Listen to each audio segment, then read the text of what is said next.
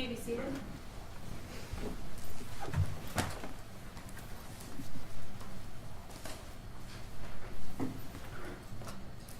This is case 26 FY 205, People of the State of Michigan versus Charles Broomfield. And Attorney Mashad, your appearance for the record, please. Attorney Jacqueline Neill appearing on behalf of the defendant Charles Broomfield for the limited purpose of this arraignment only. I met with him and reviewed his rights with him. He indicated he understood those rights, and he does request the assistance of a court-appointed attorney moving forward. Thank you. It is alleged that on or about January 27th of 2026, at or near 919 Wharton Street Southeast within the city of Grand Rapids, that you did deliberately with the intent to kill and with premeditation kill and murder one Jacqueline Neill. That offense is a felony punishable by life without parole. Do you understand that charge and the maximum possible penalty?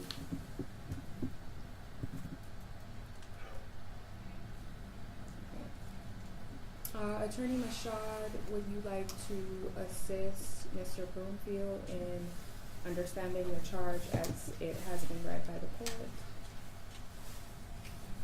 Mr. Broomfield, do you understand the nature of the charge that the judge read to you, that it is a charge of murder?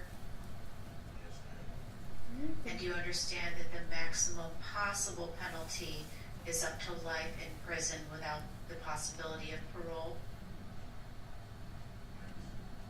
Okay. All right, thank you, Attorney Mashad.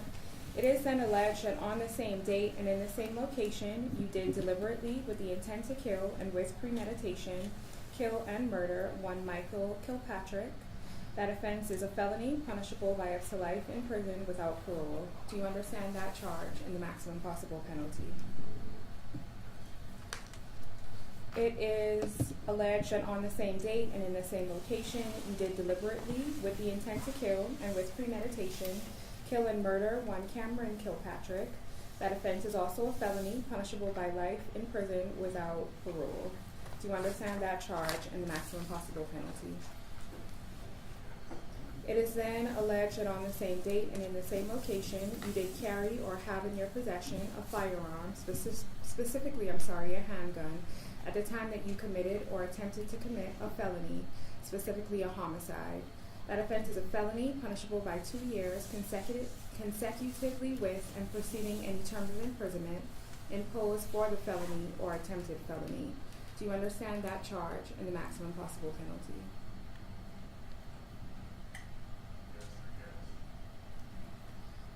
It is then alleged that on the same date and in the same location, you again committed the same offense that was previously read into the record. It has, again, a maximum possible penalty of 2 years consecutively with and preceding any term of imprisonment imposed for the felony or attempted felony conviction.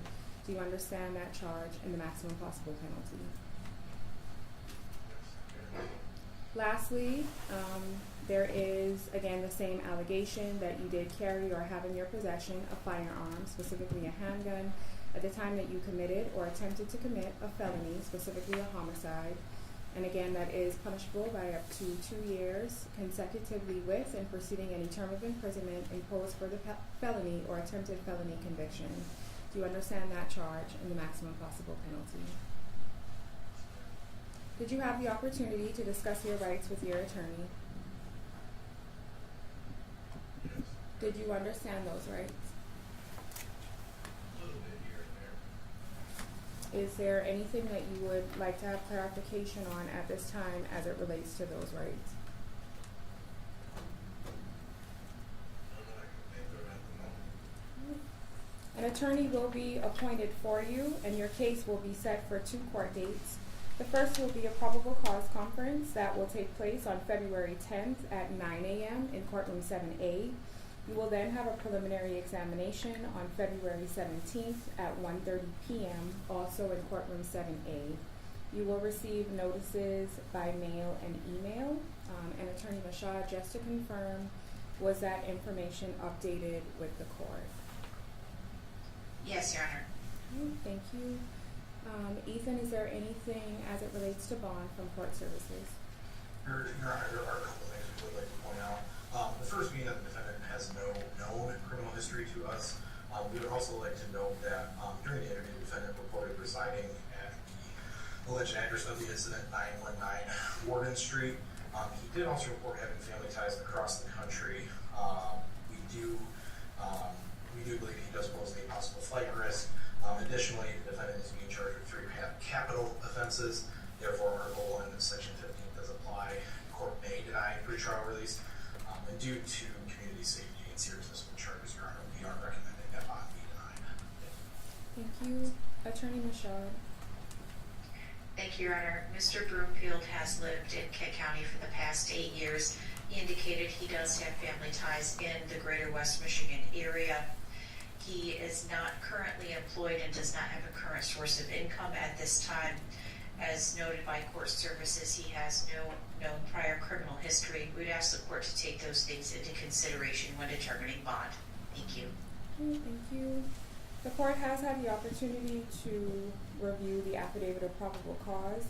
The most serious charges alleged are capital life offenses. I do believe that that poses not only a risk to public safety, but also a risk of flight. At this time, the court is going to deny bond in this matter, so there is no need to set any special conditions. Attorney Michaud, is there anything additional in this matter? No, Your Honor, thank you. Thank you. Thank you, sir. You are all set.